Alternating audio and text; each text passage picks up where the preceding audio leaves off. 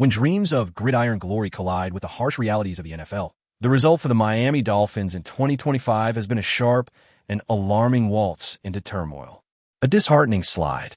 The Dolphins entered Week 9 with a record of 2-7, and their most recent outing only deepened the crisis. On Thursday night, they were pummeled by the Baltimore Ravens 28-6 in a home fixture that laid bare the team's flaws in glaring fashion. PalmBeachPost.com. +1. Lamar Jackson, returning from a hamstring injury, completed 18 of 23 passes for 204 yards and 4 touchdowns, posting a sterling 143.2 passer rating. Reuters. +1. Meanwhile, Miami's offensive line failed to protect their quarterback, turnovers mounted, and red zone opportunities evaporated. None of their 3 such chances yielded a touchdown. PFF. +1. The result?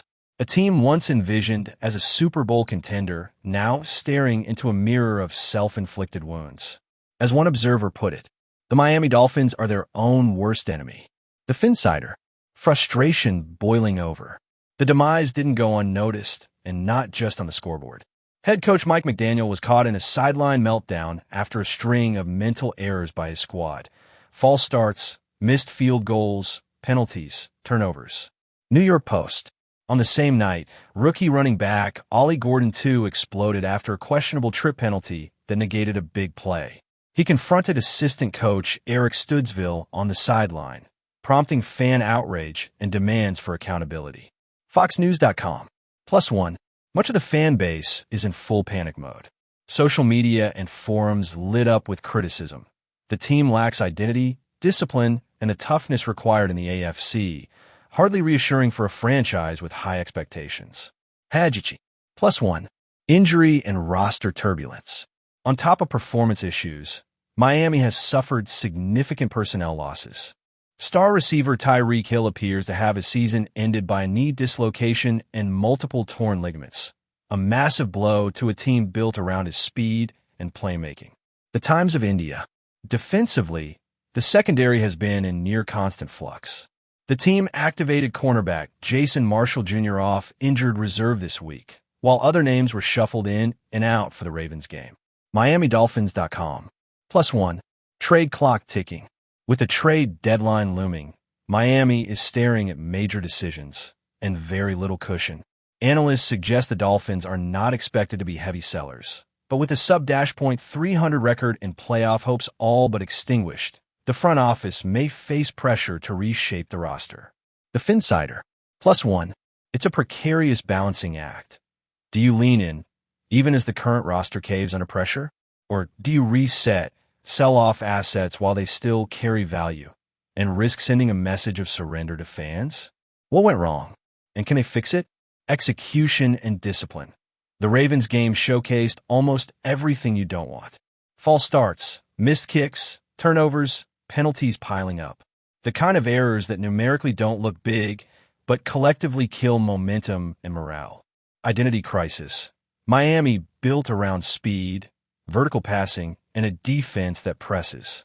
Without Hill and with constant roster shuffling, their identity has blurred. Opponents sense it. The Dolphins don't. Coaching spotlight. McDaniel's sideline meltdown isn't just about a bad night. It's a symptom of a team that lacks composure. Whether that's strategic, motivational, or structural is debatable. But the rift is visible. Injury/talent attrition. Loss of Hill, volatile secondary, rookie under preparation. It's a perfect storm of attrition. In the NFL, you can't survive multiples of those. Playoff window narrowing. Miami had designs on being a top contender. Now a 2-7 start has them scrambling just to stay relevant, rather than building toward a meaningful playoff push. Still hope? Yes. Even the darkest of seasons contain flickers. Here are a few possibilities. The roster isn't completely broken. If the front office gives McDaniel and company a few pieces, a second-half run remains theoretically possible. Some young players may emerge as building blocks, if the team commits to them. A reset might be cleansing. Hard as it is for fans, acknowledging the floor is low could clear the way for smarter decisions. Bottom line, the Dolphins entered 2025 with high hopes and raw talent. What they have now is a record that reads 2-7, a home loss that exposed fatal flaws, a fraying coaching staff, and an impatient fan base. If there's a silver lining, it's that the worst news is behind them and the only way out is upward. But the climb will require clarity, guts, and very little error margin. Otherwise, this might go down as a season of squandered potential, not just for this year, but for the future of the franchise.